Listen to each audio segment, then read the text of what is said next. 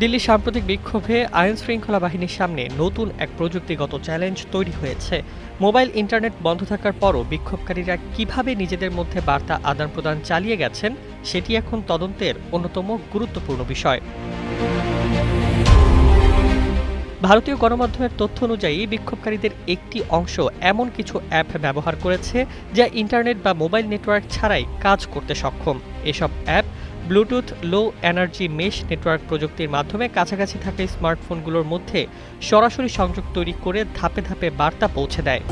এভাবেই কোটি কোটি মানুষের ঘরে দেশ জুড়ে ফ্রিজ একটাই, ওয়ালটন।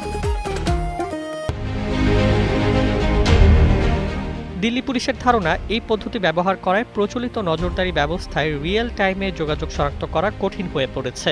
তাই সংশ্লিষ্ট অ্যাপগুলোর পরিষেবা প্রদানকারীদের কাছ থেকে ব্যবহারকারীদের তথ্য সংগ্রহের উদ্যোগ নেওয়া হচ্ছে, যদিও এখন পর্যন্ত কোনো নির্দিষ্ট অ্যাপের নাম প্রকাশ করা হয়নি। প্রযুক্তিটি নতুন নয়।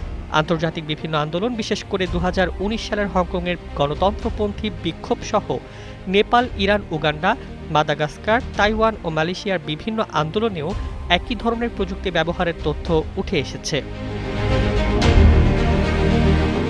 ঘটনার পেছনে কোনো সমন্বিত পরিকল্পনা ছিল কিনা তা খতিয়ে দেখতে তদন্ত করছে দিল্লি পুলিশের অ্যান্টি টেরর ইউনিট। একই সঙ্গে আইপিডিআর, সিসিটিভি ফুটেজ এবং ফেসিয়াল রিকগনিশন প্রযুক্তির মাধ্যমে অংশগ্রহণকারীদের শনাক্তের কাজ চলছে। প্রাথমিক তদন্তে আরও জানা গেছে, বিক্ষোভে অংশ নেওয়া বহু মানুষ দিল্লির বাইরের বিভিন্ন রাজ্য থেকে এসেছিলেন। সব মিলিয়ে এই ঘটনা দেখিয়ে দিল, ইন্টারনেট বন্ধ করলেই যোগাযোগ থেমে যায় না। আধুনিক প্রযুক্তি নিরাপত্তা সংস্থাগুলোর জন্য নতুন ধরনের চ্যালেঞ্জ তৈরি করছে। News desk, Bangladesh bulletin.